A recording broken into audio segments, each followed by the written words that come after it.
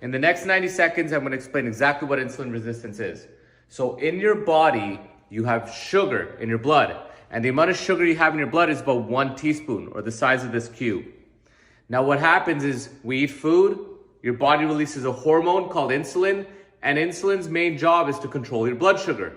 So it uses that sugar as energy, stores the rest in your fat, sugar goes back to normal, and eventually that insulin goes back down.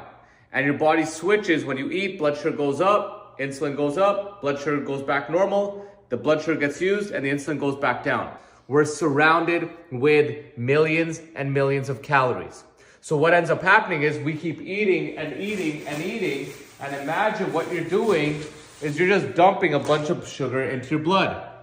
So what ends up happening, the insulin goes up, the sugar gets used up as energy, stored as fat, your blood sugar goes back to normal. However, that insulin, if it was supposed to be here all the time, your insulin starts to creep up. And this is why the human body adapts to whatever you constantly give it. If you keep running 1 kilometer every day, eventually you need to run 2 to get the same effect. If you drink 1 bottle of beer every night, eventually you need 2 to get the same effect. Then you need 3 to get the same effect. The same thing with insulin, your body adapts. So now the body's normal insulin goes from here to here. And that is called insulin resistance. And if you look at the symptoms of insulin resistance, look at this.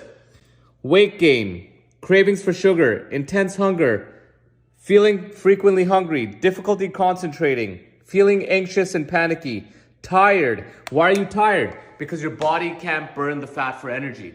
And insulin resistance is linked to every single one of these diseases. Type 2 diabetes, stroke, heart disease, obesity, migraines, dementia, osteoarthritis, PCOS, fatty liver. Every single one of these diseases is linked to insulin. But guess what? Your doctor never checks your insulin levels. They only check the blood sugar. But the blood sugar could be normal for years because your insulin's getting higher to control this. Eventually, the insulin maxes out. And when your blood sugar goes from this to 1/4 teaspoon extra, you're considered type 2 diabetic.